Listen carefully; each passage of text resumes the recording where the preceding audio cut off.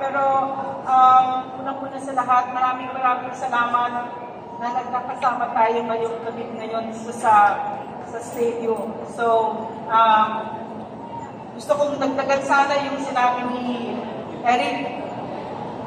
Ngayon kasi nasa madilim tayo ng kabanata ng ating kasaysayan bilang isang bansa. Ang mga namumuno sa atin, mga magnanakaw, mga walang tunay na pagmamahal sa bayan. And I'm sorry to tell you, I'm sorry to tell the Filipino people that my greatest fear has come to pass. We are now a communist state, and that this country is being run by the CPP-NPA, NDF, and its puppets are Martin Romualdez and Bongbong Marcos. Yeah! I'm sorry to say that because of their weak leadership, what we are seeing right now, nakikita natin ngayon, kasi ako ay nagtrabaho sa NTF-ELCAC. Alam na alam ko ang galaw ng CPP-NPA, NDF. Ang nakikita ko ngayon ay ang pagkawala na ng ating saligang batas, ang karahasan, political and religious persecution na buong buhay ko, hindi ko nakita ito. Pero ng panahon ng tatay ni Bongbong Marcos, kapangalan niya, ngayon umuulit ang madilim na kabanata na naman. At sino ang kasama natin dito? Sino ang kasama ng NTF-ELCAC mulang simula? Kasama namin dito si Pastor Kibuloy. Nung inoffer niya ang laban kasama ng bayan sa amin, pinindihan ko kasi akala ko may bayad, yung pala wala. At he never once nakialam sa editorial content. Ang sinabi lang niya sa amin, walang matatakot dito. Ayaw na ayaw niya na mag-communicate kami ng takot. Kasi ang takot, that is the evil, that's the spirit of evil. Yan ang paniniwala namin at yan ang itinuro ni Pastor sa aming lahat. So, at nakita ko yung dahil sa inyo, magkakasama tayo yung POGCC kung saan for 16 days in August up to September, yung karahasan ng PNP, ng Marcos administration, ramdam na ramdam natin. Pero naniniwala ako na napakaganda ng mga regalong ibinigay ng napakadilim na kabanata ito. Unang-una, yung sa impeachment, pinakita nga ng 200 plus ng mga kongresista ngayon kung sino sa kanila ang pwedeng bayaran na walang mga tunay na pagmamahal sa bayan at sila-justify pa. Sila-justify pa nila ang katiwalian sa gobyerno. Sabi ni Mitch Kahunay, buti na yun na may pera tayo kasi bibigay natin sa mahihirap kesa wala tayong pera. She is justifying plunder. Ganyan na ang gobyerno ngayon, wala ng moral compass. Ang natutunan ko kay PRR nung kami nagtrabaho sa kanya, 2 utos, 2 lang. Number 1, huwag kayong magnakaw sa Pilipino. Number 2, magsilbi tayo ng maayos sa gobyerno.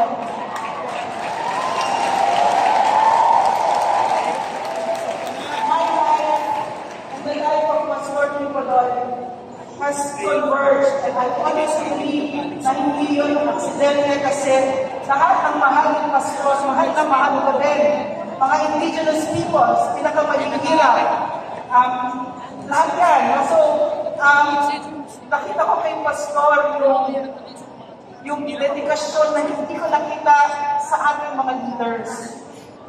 At ano pa yung natutunan natin sa madilim na kabanatang ito?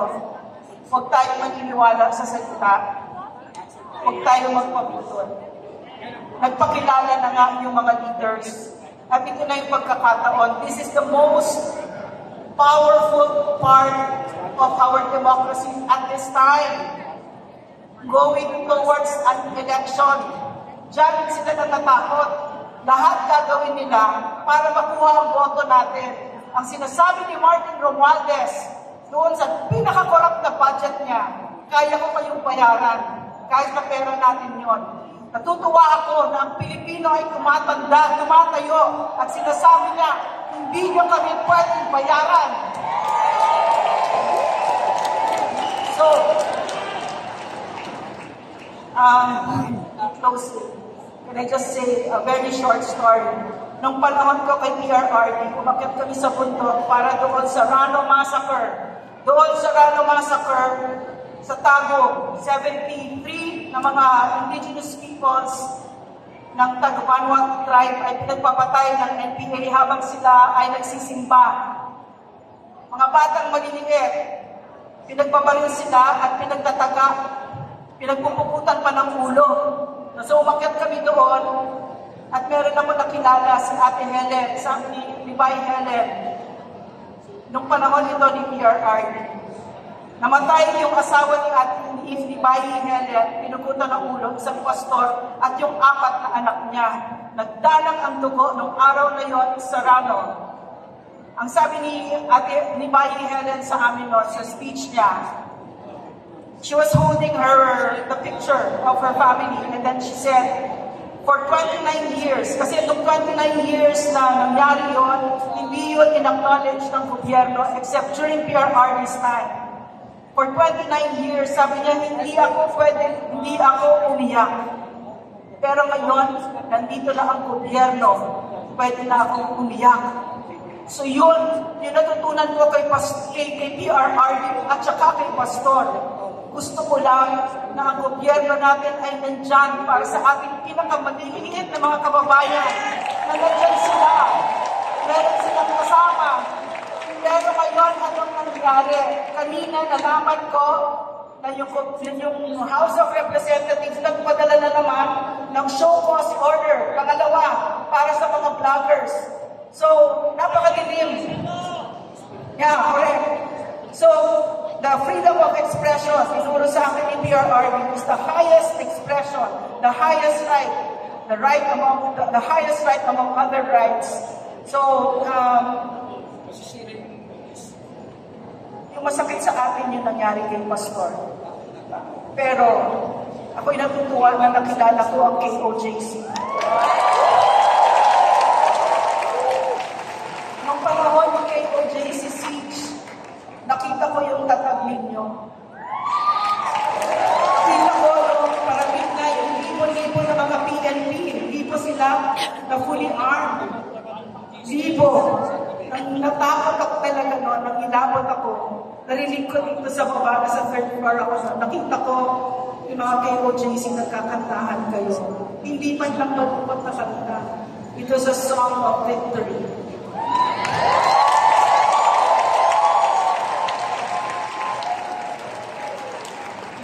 At yun, kayo ang resibo ni Pastor. Maraming salamat sa KOJC, sa tiwala at suporta ninyo. Maraming salamat for showing the Filipino people kung ano ang itsura ng Pilipino kapag tayo ay nagkakaisa at nagmamahal ng bansa ng totoo. So, I guess that's it. Maraming salamat. Magtulungan tayo. Maraming salamat, Dong Lorraine Maton! Ay panahon sa bayanan number